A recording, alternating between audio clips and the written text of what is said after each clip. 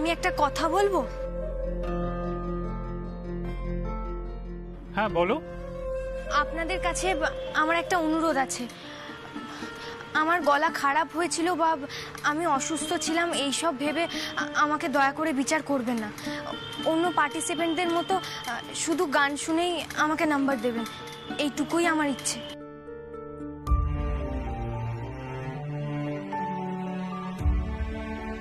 বাহ, এই সৎ সাহসটা আজকের দিনে কজন মানুষেরই বা থাকে। তুমি গাও কৃষ্ণা, আমি কথা দিচ্ছি যে আমরা কেউ তোমার প্রতি সিম্প্যাথেটিক হয়ে তোমার গানের বিচার করব না। এই রাধা, এই মেয়ে তো একেবারে ঠিকই আছে, ট্যাকস ট্যাকস করে কথা বলছে, দেখে তো। মা এত তাড়াহুড়ো করছো কেন? একটু ধৈর্য ধরো না, একটু পরেই খেলা দেখতে পাবে, মুখ টুকরে স্টেজের ওপর পড়বে। বাবা তাই যেন হয় ঠাকুর। গাও গাও ছোট গিন্নি, আগামী মঞ্চ তোমার জন্য অপেক্ষা করছে।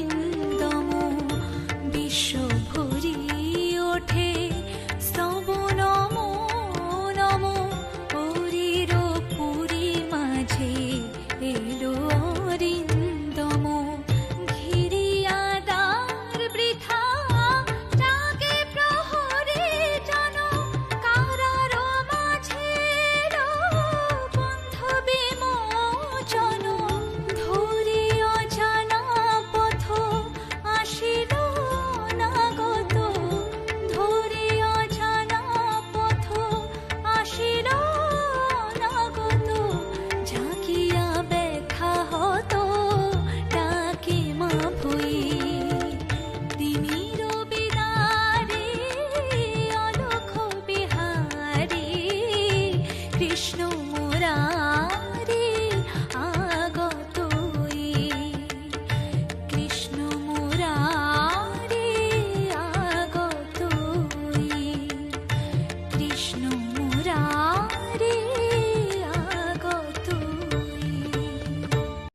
ডক্টর আর কোনো সমস্যা নেই তো, মানে নাথিং টু ওয়ারি অ্যাবাউট।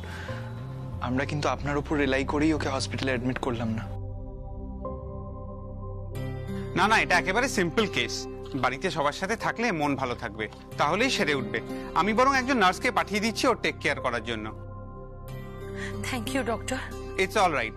রাই, ঘাবড়ে যাওয়ার কিচ্ছু নেই, তোমার ফ্যামিলি তোমার সঙ্গেই আছে। মন ভালো রাখো, সবার সাথে এনজয় করো।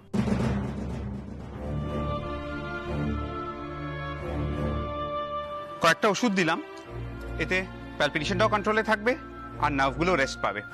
Thank you doctor. এগুলো একটু আনিয়ে রাখবেন। হ্যাঁ অনেক।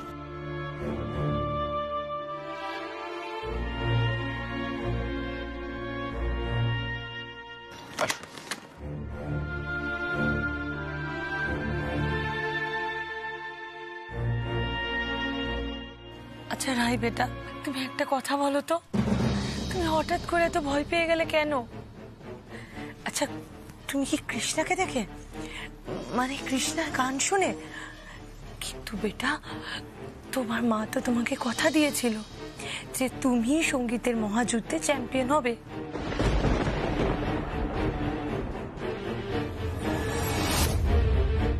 সমস্যাটা কোথায়? আদৌ গান জানে তো? সিলেক্ট হলো কি করে?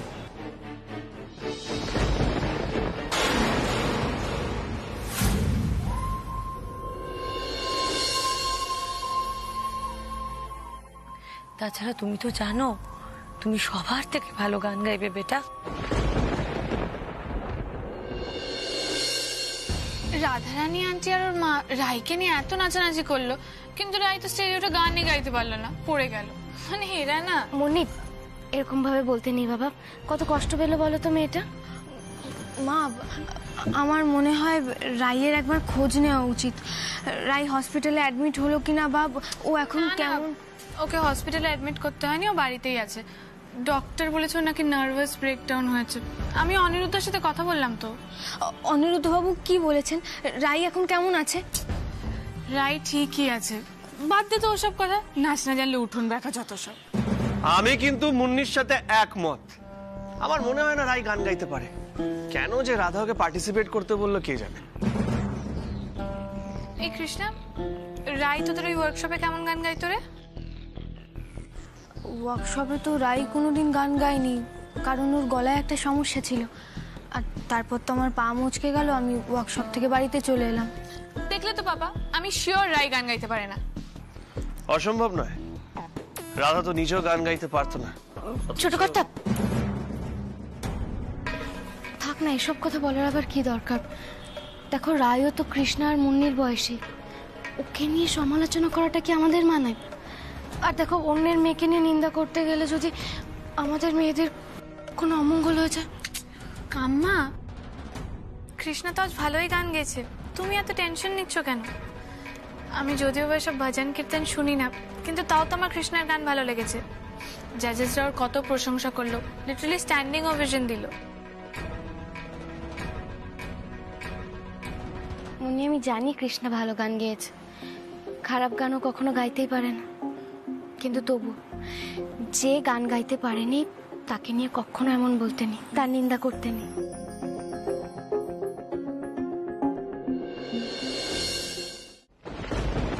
কি হয়েছে? উঠবে আস্তে আস্তে আস্তে, তোমার কিন্তু শরীর খারাপ। বালিশটা ঠিক আছে, রিল্যাক্স।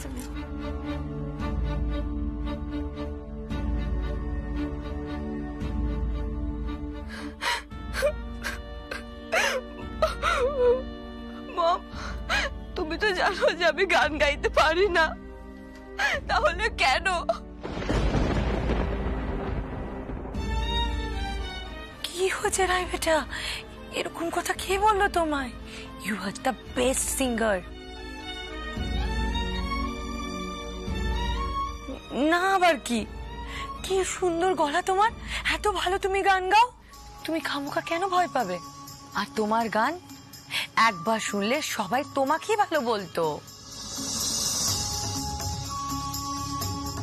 রাইটা ছোট হলেও রাধার থেকে বেশি বুদ্ধি ধরে। কেমন বুঝেছে, যতই আমরা ওকে সান্ত্বনা দিই, আসলে যে ওর গলায় একদম সুর নেই সেটা আর কেউ না জানুক, আমি তো জানি। উফ, বাবা কি গলা! হে কৃষ্ণ, রক্ষা করো ঠাকুর।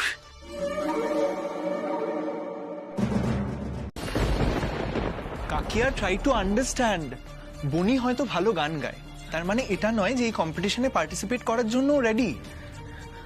অনি বেটা, এটা তোমার ভুল ধারণা। ও একবার হয়তো নার্ভাস হয়ে গেছে, কিন্তু তার মানে তো এটা নয় যে বারবার নার্ভাস হবে। এটা তুমি ভুল বলছো। ডক্টর ক্লিয়ারলি বলেছেন বনির নার্ভাস ব্রেকডাউন হয়েছে। মানে দেখো, এই কম্পিটিশনটা খুব বড় স্কেলের, হতেই পারে ও এটার জন্য প্রিপেয়ার্ড নয়, হুইচ ইজ অ্যাবসলিউটলি ফাইন। ওকে ওর টাইমটা নিতে দাও, ও 1 বছর নিজেকে ভালো করে প্রিপেয়ার করুক, নেক্সট ইয়ারও পার্টিসিপেট করবে। অনি বেটা দেখো, এরকম সুযোগ তো বারবার আসে না। তাছাড়া আমি যতটুকু আমার মেয়েকে চিনি, ও যদি জানতে পারে যে কম্পিটিশন হচ্ছে অথচ ও গান গাইতে পারছে না, তাহলে ও আরো মানসিকভাবে ভেঙে পড়বে।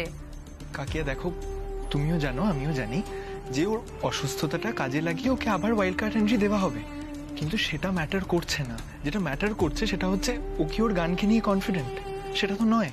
কারণ সেটা যদি হতো তাহলে ফার্স্ট রাউন্ডে ও এইভাবে ভয় পেয়ে যেত না। ও একবার হয়তো ভয় পেয়ে গেছে, তার মানে তো এটা বারবার হতে পারে না। কিন্তু কাকিয়া ডাক্তার তো ওকে বলেছে আর ফার্দার কোনো মেন্টাল স্ট্রেস নিতে না। দেখো, ডাক্তারের কথা শুনলে তো চলবে না, ডাক্তার তো অনেক কথাই বলবে।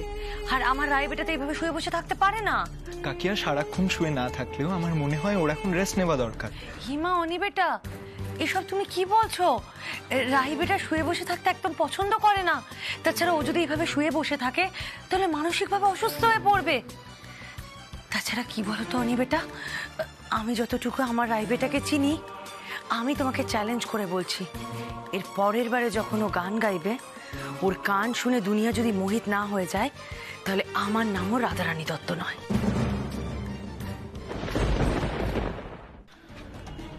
কাকিয়া, আমার যা বলার আমি সেটা বললাম।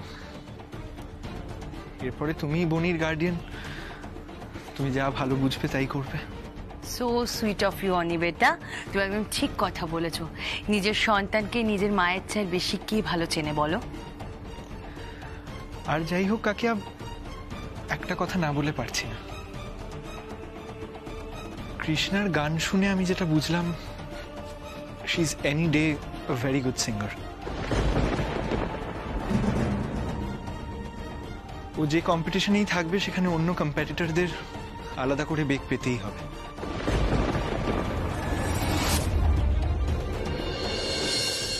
অনি বেটা,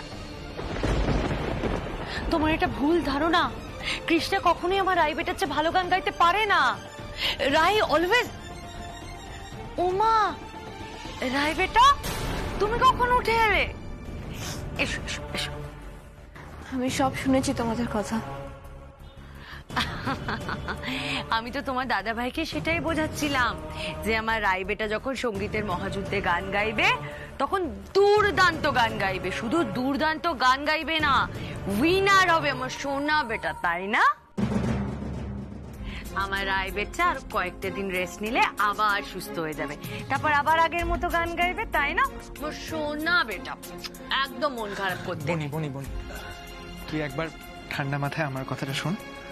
দেখ, তুই গান গাইতে ভালোবাসিস, তুই খুব ভালো গান গা, সব মানলাম, কিন্তু এত বড় একটা কম্পিটিশনে শুধু গান গাইতে জানলেই তো হবে না।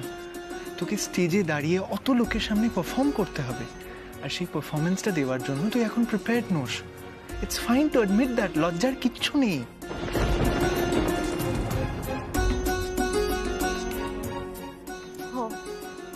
আমি প্রিপেয়ার্ড নই, তাই না? আর ওই কৃষ্ণা শুধু তো গানই গাইতে পারে, হাঁটতে পারে না, কথা বলতে পারে না, ও খুব প্রিপেয়ার্ড, তাই তো?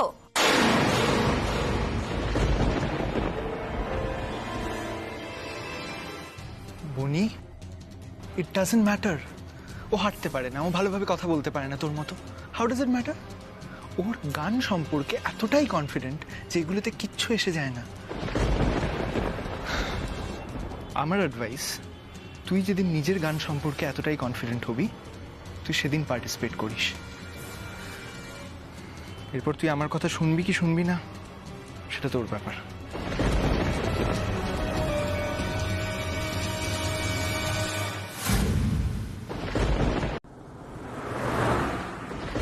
মিস্টার ত্রিপাঠী, আপনার সমস্যাটা কি? আপনি আমাকে কল করে হুমকি দিচ্ছেন? আরে নিখিল বাবু, আপনি তো ঘাবড়াচ্ছেন কেন? আগে বসুন তো মশাই। আপনার মনে হচ্ছে আমি ঘাবড়ে যাচ্ছি? হ্যাঁ মিস্টার ত্রিপাঠী, আগে এটা বলুন, আমাকে কল করে হুমকি দেওয়ার সাহস আপনি পেলেন কি করে? আরে মাথা ঠান্ডা করুন, মাথা গরম করে কি আর কাজের কথা বলা যায়? কাজের কথা? এখন কাজের পরিবেশ আছে এখানে? মিস্টার ত্রিপাঠী, আপনার সঙ্গে আমার ক্লিয়ারলি কথা হয়েছিল। 1 বছর আমাকে আপনি সময় দিয়েছিলেন, 1 বছরের মধ্যে আমি আপনাকে পুরো টাকা উইথ ইন্টারেস্ট ফেরত দিয়ে দেবো। কিন্তু তার আগে আপনি আমাকে কোনো প্রশ্ন করবেন না। তাহলে এখন এসব কথা কোথা থেকে উঠছে? 1 বছর লেখা আছে। Are you sure?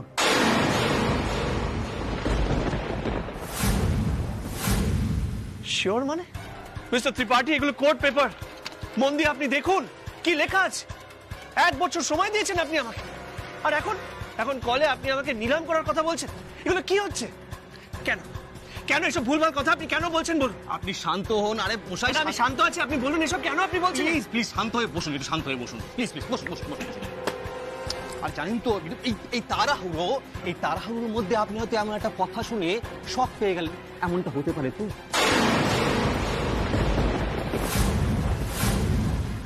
শক পেতে পারি মানে? মিস্টার ত্রিপাঠী, আপনি কি বলতে চাইছেন ক্লিয়ারলি বলুন। দেখি দেখি আপনার পেপারটা আমাকে দিন, দেখি আমি কি লেখা আছে দেখি। এই নিন, নিজে দেখে নিন কি লেখা আছে, দেখে নিন নিজে।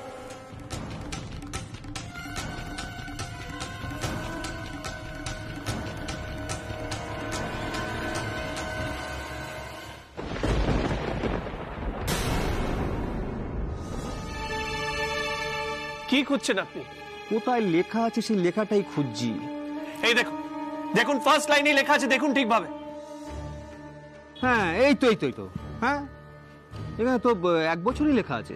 অবভিয়াসলি সেটাই তো লেখা থাকার কথা, নাকি অন্য কিছু লেখা থাকার কথা বলুন?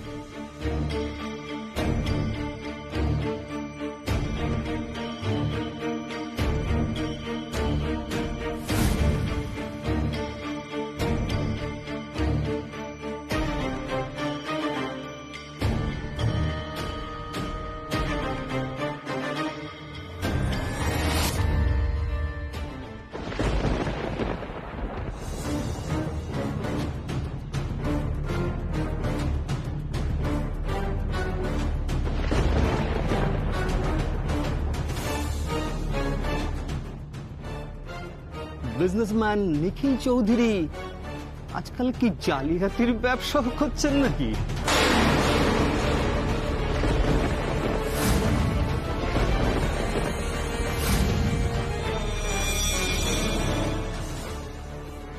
হোয়াট? কি বলছেন কি আপনি? এখানে পরিষ্কার 1 মাসের ডেডলাইন দেওয়া আছে, আপনি তার উপরে এই স্টিকার বসিয়ে সেটাকে 1 বছর করতে চাইছেন? How strange. না না না মিস্টার ত্রিপাঠী, এটা হতে পারে না। এই পেপারগুলো তো আপনি রেডি করেছেন।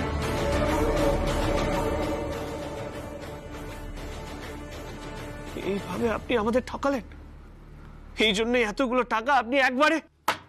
এখন আর এসব বলে কোনো লাভ নেই মিস্টার নিখিল চৌধুরী, আপনার জালিয়াতি ধরা পড়ে গেছে।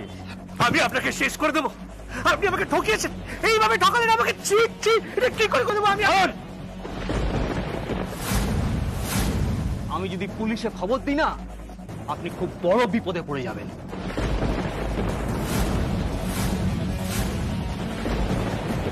ফ্রডটা আপনি করেছেন, আমি প্রমাণ করতে পারবো, আপনি কিন্তু কিচ্ছু করতে পারবেন না।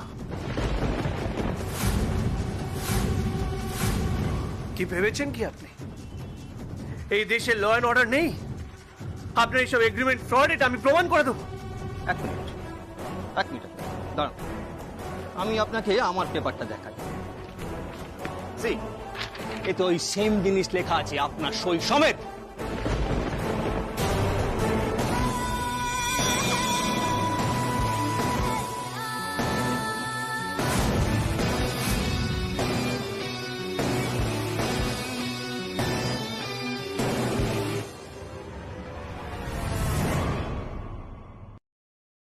না, হ্যাঁ, এগ্রিমেন্টটা আপনি ছিঁড়লেও ছিঁড়তে পারেন, ফটোকপি, অরিজিনাল নয়।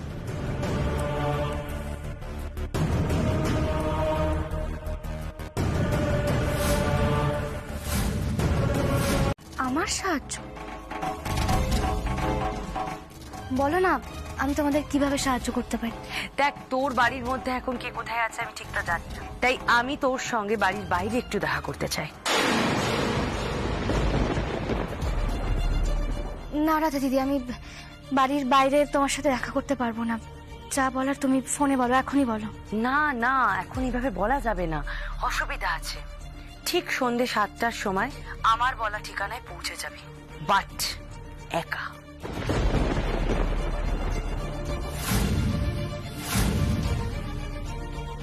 আর শোন, আমি যদি কোনোভাবে জানতে পারি যে তুই এই কথাগুলো ছোটদাকে বলার চেষ্টা করছিস, তাহলে কিন্তু এর ফল ভালো হবে না। আর শোন, তুই তো জানিসই আমি এমনিতে যথেষ্ট খারাপ। তুমি আমাকে হুমকি দিচ্ছ নাকি? তাছাড়া আমি তোমার সাথে কেনই বা দেখা করতে যাব? তুমি আমাকে নিয়ে আবার কি করতে চাইছো বলো তো? আমি যাই করি শ্যামা, তোকে আমার কাছে আসতেই হবে। শোনো রাধা দিদি, রায় আমার মেয়ের মতো, তাই ভেবেছিলাম কথাটা বলবো না, কিন্তু তোমার ব্যবহারে আমি বলতে বাধ্য হচ্ছি। কাল যখন রায় স্টেজে উঠেছিল, তখন আর কেউ না বুঝতে পারলে আমি কিন্তু ওকে দেখেই বুঝতে পেরেছিলাম রায় আসলে গান গাইতেই পারে না।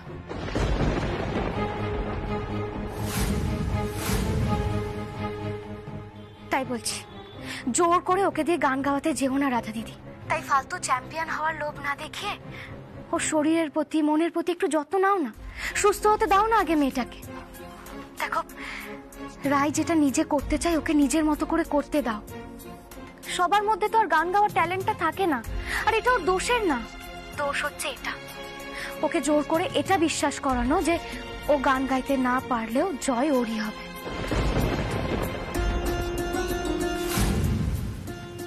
তাই বলছি, তোমার মেয়ের এত বড় ক্ষতি তুমি করো না রাধা দিদি। উফ, বড্ড বেশি কথা বলছিস শ্যামা। এই বেশি কথা বলার অভ্যাসটা না তোর একই রয়ে গেল। তুই বুঝি জানিস না, গান না জানলেও স্টেজের উপর উঠে গান গাওয়া যায়? সেসব দিনগুলো ভুলে গেলি শ্যামা? আমি কিচ্ছু বলিনি রাধা দিদি। আমার গলা ব্যবহার করে তুমি বিখ্যাত গায়িকা রাধারানী হয়ে উঠেছিলে। তারপর কি লাভ হলো রাধা দিদি? লাভ করার ক্ষমতা তখন ততটা ছিল না আমার, এখন যতটা আছে। এনিওয়ে, এসব কথা ছাড়, আজ ঠিক সন্ধ্যে 7টার সময় চলে আসিস আমার সঙ্গে দেখা করতে। বাকি কথা তারপর হবে। কি বলবে তুমি আমাকে? ধরে নে পুরনো কথাই বলবো। আর একটা কথা, তুই যদি আমার কাছে না আসিস, তাহলে শুধু তুই নয়, তোর গোটা পরিবারটা মারাত্মক বিপদে পড়বে।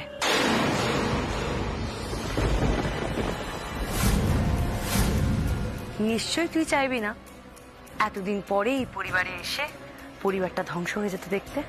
রাধা দিদি,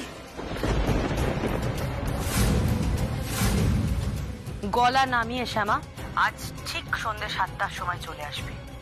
ঠিকানাটা তোকে মেসেজ করে দিচ্ছি, দেখা হলে বাকি কথা হবে।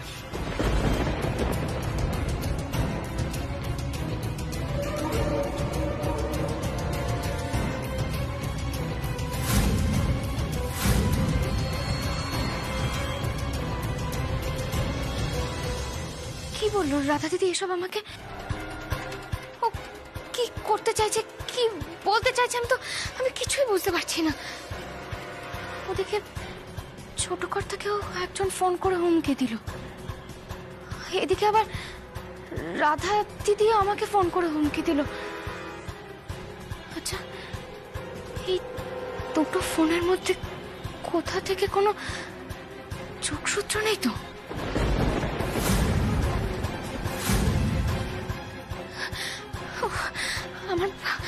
আমার মাথায় কিছু আসছে না, কিচ্ছু বুঝতে পারছি না কি করতে চাচ্ছি রাধা দিদি। না না, আমার বোধহয় যাওয়াটা ঠিক হবে না। আমি ফোন করে বলে দিচ্ছি যে আমি যেতে পারবো না কিছুতেই। না, আমি এটা করতে পারবো না। তাহলে যদি রাধা দিদি আমার পরিবারের বড় কোনো ক্ষতি করে দেয়, আমি এটা কিছুতেই হতে দেবো না। আমি কিছুতেই মেনে নিতে পারবো না আমার পরিবারের ক্ষতি। আমি মেনে নেবো না। আমি যাব, আমি নিশ্চয়ই যাব। আমার পরিবারের বিরুদ্ধে যাই চক্রান্ত করো না কেন, সেই সব কিছু রুখতে আমি যাবো রাধা দিদি। তুমি তৈরি থাকো, শ্যামা আসছে।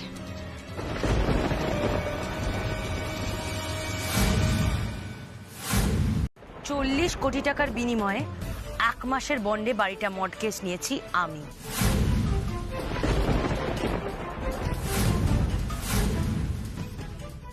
আর সেই দেনা শোধ করার জন্য মাত্র 10 দিন হাতে আছে।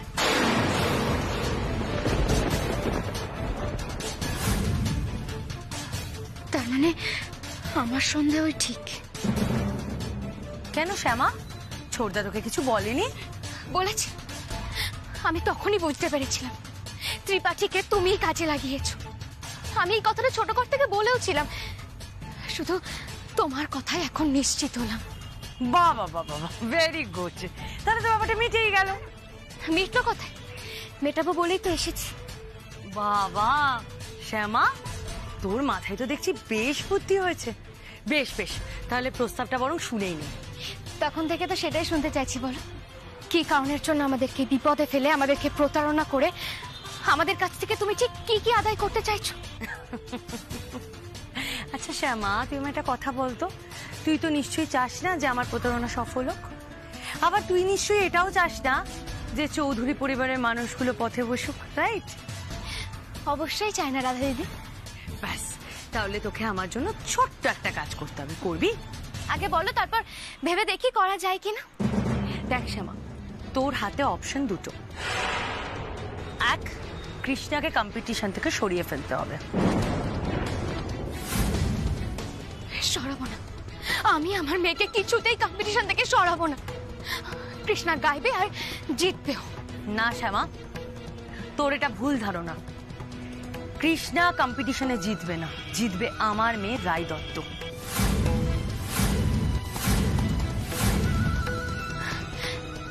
রায়কে জেতাতে হলে যে আমার মতো তোমাকে আরো একটা গলা ভাড়া করতে হবে রাধা দিদি।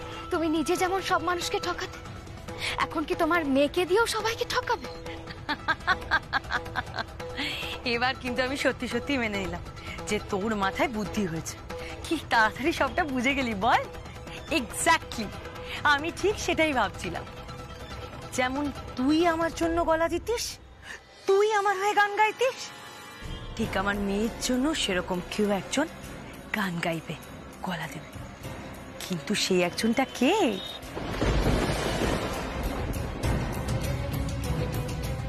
কে? দেখ শ্যামা, এখন নতুন করে কাকে খুঁজবো বলতো মেয়ের জন্য? আবার সে কতটা ভালো গান গায় কি গাইতে পারে না সেগুলো তো বুঝতেও পারবো না। তাই আমি এসব ঝামেলার মধ্যে যেতে চাই না। বরং আমার জন্য যে গান গাইতো তাকে আর একবার কাজে লাগিয়ে দিই।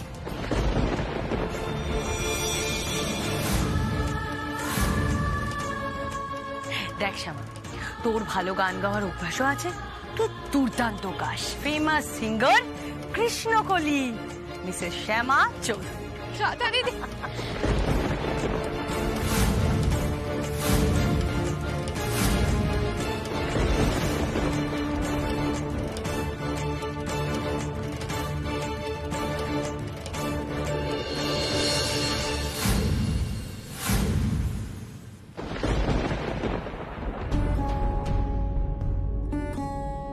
নিখিল,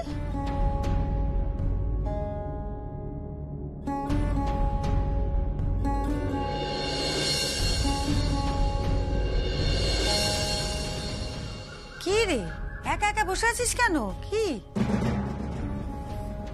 হ্যাঁ রে, ব্যাপারটা কি তোর? বাড়ি যে ঢুকেছিস সেটা একবার মাকে জানানোর প্রয়োজন বোধ করিস না? ভাগ্যি বিজলি বললো যে ছোটদাদা বাবু উপরে উঠছে, সেই জন্য জানতে পারলাম তো। এই তো ফিরলাম মা। আমি যেতাম তোমাদের কাছে। হ্যাঁ যেতাম। এ কি করেছিস ঘরের অবস্থা? হ্যাঁ, জামা কাপড়টা পর্যন্ত ছাড়িসনি, সব ছড়িয়ে রেখে দিয়েছিস। কি রে, হ্যাঁ খিদে পেয়েছে নাকি? কিছু খাবি টাবি? না মা, আমার খেতে ইচ্ছে করছে না। আসলে আমার শরীরটা ভালো লাগছে না। সে আবার কি কথা? হ্যাঁ দেখি, জ্বর টর এসছে নাকি? দেখার কিছু নেই মা। না মা, আমার জাস্ট একটু টায়ার্ড লাগছে, দ্যাটস ইট। তা ক্লান্ত লাগবে না? এত খাটা খাটনি, সারাক্ষণ খাওয়া দাওয়া নেই, কিচ্ছু নেই। আর শোন, তোর বাবা খোঁজ করছিলেন নিখিলটা কোথায়, কখন ফিরবে, আমার সঙ্গে দেখা করলো না কেন? হ্যাঁ মা, মা আমার জন্য তোমরা এত চিন্তা কেন করছো? আমি ঠিক আছি, প্লিজ এত চিন্তা করো না। ওই দেখো, তোর জন্য চিন্তা করবো না তো কার জন্য চিন্তা করব? শুধু আমার ছোট ছেলেটাই সবার জন্য চিন্তা করে যাবে, সবার কথা ভাববে, আর তার কথা কেউ ভাববে না? তা কি হয়? বিজনেসম্যান নিখিল চৌধুরী আজকাল কি জালিয়াতির ব্যবসা করছেন নাকি? আপনাদের ওই জমিতে আমি প্রমোটিং করে ফ্ল্যাট তুলবো, বুঝতে পারলেন? সবার কথাই তো ভেবেছিলাম মা, ভাবতে গিয়ে আবার কি ভুল করলাম, কি করে যে বলবো তোমাদের কিছুই বুঝতে পারছি না। রাধা দিদি আমার গলা চাই।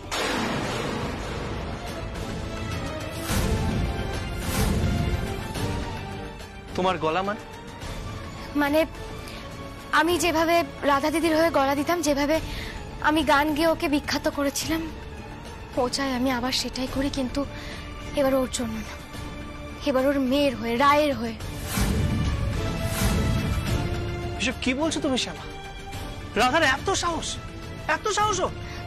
আমাদের সবকিছু যার কাছে বন্ধক আছে সে তো এইটুকু সাহস দেখাবে। কিন্তু রাধা দিদি চাই আমি যেন কৃষ্ণার বিরুদ্ধে লড়াই করে ওর মেয়েকে জিতিয়ে দিই। কৃষ্ণাকে হারাতে চাই ও আমাকে ব্যবহার করে। ছি ছি ছি ছি ছি, রাধার এত নোংরা মন! এ আর নতুন কি বলতো? শ্যামা, তুমি নিশ্চয়ই ওকে না বলে এসেছো। ও চাইলেই তুমি এরকম জঘন্য একটা কাজ করবে না, ওর মুখের উপর তুমি বলে এসেছো তো। তোমার কি মাথাটা খারাপ হয়ে গেছে ছোট কর্তা? এখন যদি আমরা রাধা দিদির কথা না শুনি তাহলে কাল সকালে বাড়ি শুদ্ধ লোককে নিয়ে রাস্তায় বসতে হবে। কোথায় থাকবো, কি খাবো, একবার এসব ভেবে দেখেছো? আর এই বয়সে বাবা মাকে যার কত কিছু সহ্য করতে হবে কে জানে। আর এই যে এই বাড়ির ব্যবসা কত কষ্ট করে আমরা দাঁড় করিয়েছি, এত সহজে সবকিছু হাতছাড়া করে দেবো? তার মানে তুমি কি বলতে চাইছো শ্যামা? রাধার কথাগুলো আমরা অক্ষরে অক্ষরে পালন করবো, তাই তো? না ছোট কর্তা, রাধা দিদি ভাবছে যে এক ঢিলে দুই পাখি মারবে, আর আমাদেরকেও সেটাই করতে হবে।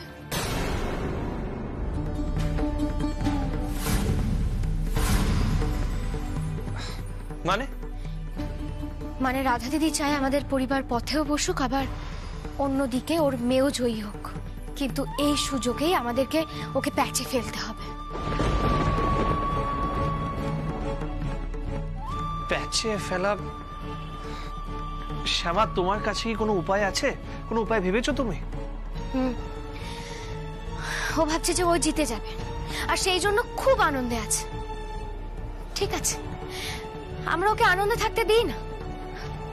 কথায় বলে না, অতি দর্পে হতলঙ্কা। ওর এই অতিরিক্ত আত্মবিশ্বাসকেই আমি পতনের কারণ বানাবো। কিন্তু কিভাবে শ্যামা?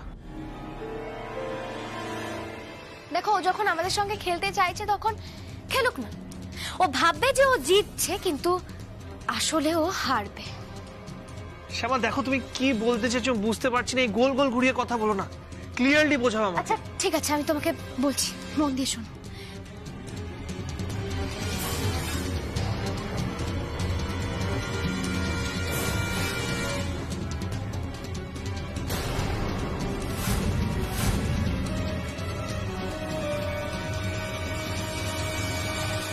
বুঝেছো? গ্রেট প্ল্যান শ্যামা, আর আমরা যদি স্টেপ বাই স্টেপ এই প্ল্যানটা ফলো করি আমরা সাকসেসফুল হবই, হতেই হবে। একদম। রাধা দিদি যতক্ষণে বুঝতে পারবে যে প্ল্যানটা আমাদের, ততক্ষণে সব অস্ত্র ওর হাত থেকে বেরিয়ে যাবে, কিচ্ছু করার ক্ষমতাও থাকবে না। ঠিক তাই। শোনো, এখন শুধু রাধা দিদিকে এটা জানাতে হবে যে ওর প্রস্তাবে আমি রাজি, মানে ওর মেয়ের হয়ে গলা দিতে আমি রাজি হয়ে গেছি। কিন্তু শ্যামা, বি ভেরি কেয়ারফুল। সাবধানে করতে হবে সবকিছু। কি বলতো ছোট কর্তা, রাধা দিদিকে আমরা অনেকবার ক্ষমা করে দিয়েছি এটা ভেবে যে রাধা দিদি নিজের ভুলটা ঠিক একদিন না একদিন বুঝতে পারবে, ঠিক শুধরে যাবে, কিন্তু না, রাধা দিদি তো শুভ্রানোর মেয়ে না, আর এখন যখন ও আমার মেয়ের ক্ষতি করতে চাইছে আমি ওকে কিছুতেই ছাড়ব না। শাস্তি এবার ওকে পেতেই হবে।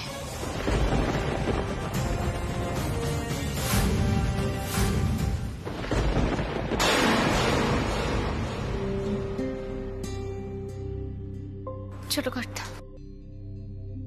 তুমি শুধু আমার পাশে দেখো, তাহলে আমি যে কোনো কাজে সফল হব।